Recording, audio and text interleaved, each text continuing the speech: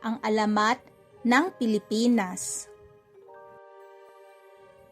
Noong unang panahon, nang ang mundo ay puro langit at dagat lamang, may dalawang higanteng naninirahan dito.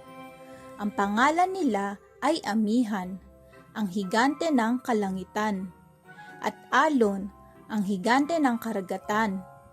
Mag-isa sila sa kanilang malawak na kaharian at palaging nalulungkot.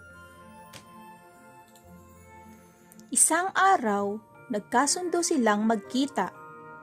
"Ibababa ko ang isang piraso ng aking kalangitan," sabi ni Amihan, "at itataas ko ang isang bahagi ng aking karagatan," sagot ni Alon. Gaya ng kanilang napag-usapan, dahan-dahang ibinaba ni Amihan ang bughaw na kalangitan, itinaas naman ni Alon ang malinaw na tubig ng karagatan.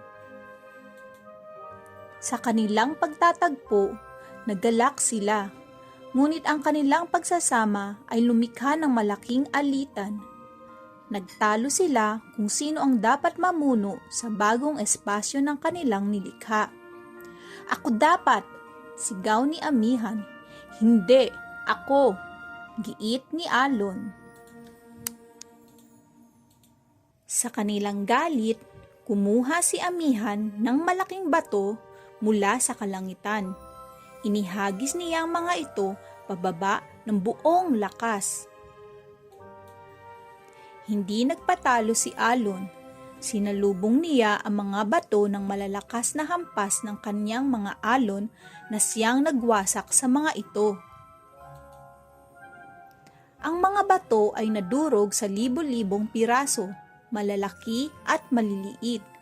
Ang mga pira-pirasong ito ay bumagsak at kumalat sa malawak na karagatan. Tumigil ang kanilang pag-aaway. Nakita nila ang kanilang nagawa. Ang mga durog na bato ay naging libo-libong magagandang isla. "Tignan mo," bulong ni Alon. "Ang ganda," sagot ni Amihan. Mula sa pinakamalaking isla, isang bata na gawa sa lupa ang lumitaw. Siya si Lupa, ang unang Pilipino. Kumaway siya sa dalawang higante. Napangiti sina Amihan at Alon. Hindi na sila muling nalungkot. Nagkasundo silang parehong bantayan ang mga isla at si Lupa.